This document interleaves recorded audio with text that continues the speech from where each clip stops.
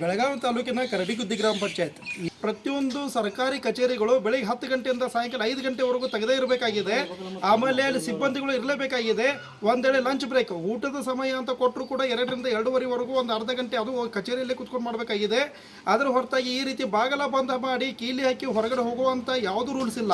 ಈಗ ಮಧ್ಯಾಹ್ನ 3 ಗಂಟೆ ಆಗಿದೆ. 3 ಗಂಟೆಗೆ ಇನ್ನೂ 5 ನಿಮಿಷ ಕಡಿಮೆ ಇದೆ.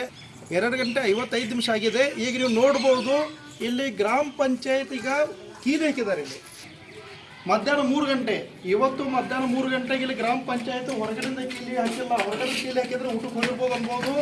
ಒಂದು ಕಚೇರಿ ಸರ್ಕಾರಿ ಒಂದು ಸ್ಥಳೀಯ ಆಡಳಿತವಾಗಿರುವಂಥ ಗ್ರಾಮ ಪಂಚಾಯತ್ ಮಧ್ಯಾಹ್ನ 3 ಗಂಟೆಗೆ ಬಂದಾಗಿದೆ. ಅದು ಒಳಗಡೆಯಿಂದ ಲಾಕ್ ಆಗಿದೆ ಅಂತಂದಮೇಲೆ ಇಲ್ಲಿ ಸಿಬ್ಬಂದಿಯವರು ಏನು ಊಟಕ್ಕೆ ಹೋಗಿದ್ದಾರೋ ಅಥವಾ ಒಳಗಡೆ ಮಲ್ಕೊಂಡಿದ್ದಾರೋ ಗೊತ್ತಿಲ್ಲ.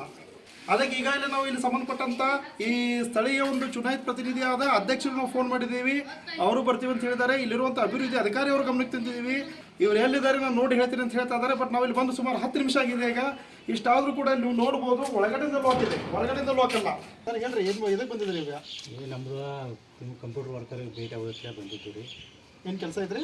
ಸ್ವಲ್ಪ ಚೆಕ್ ಮಾಡ್ತಿದ್ರಿ, ಆಧಾರ್ ಕಾರ್ಡ್ ಮಾಡಿ ಮನಿದ್ರಿ ಬಂದಿದ್ದು ರೀ. ಎಷ್ಟೊತ್ತಿಗೆ ಬಂದೀಗ? ನೀವು ಜಾಸ್ಟ್ ಮಾಡಿದ್ರಿ. ಈಗ ಬಂದಿದ್ದೀರಿ? ಬರಾಂಜ ಬಾಗಿಲ ತೆಗೆದಿತ್ತು ಏನೋ ಬಂದಿತ್ತು? ಬಾಲ ತೆಗ್ದಲ್ರಿ, ಹಾಕಿದ್ದು ಬಾಲ ಹಾಕಿದ್ರಿ. ಎಲ್ಲಿ ಎಷ್ಟು ಮಂದಿ ಬಂದಿದ್ದಾರೆ ಇಲ್ಲಿ? ಅದೆಲ್ಲ ಅವ್ರು ನಾನು ಇಲ್ಲಿ ಮೆಂಬರ್ಗಳು ಎಷ್ಟು ಬಂದಿದ್ದಾರೆ? ಮೆಂಬರ್ಗಳ 11 ಮಂದಿನ ಬರ್ತಾರೆ. ಇಲ್ಲಿ ಸ್ಥಳೀಯರು ಹೇಳೋ ಪ್ರಕಾರ ಪ್ರತಿದಿನ ಈ ರೀತಿ ಮಧ್ಯಾಹ್ನ ಮನಸ್ಸಿಗೆ ಬಂದ ಬರ್ತಾರೆ.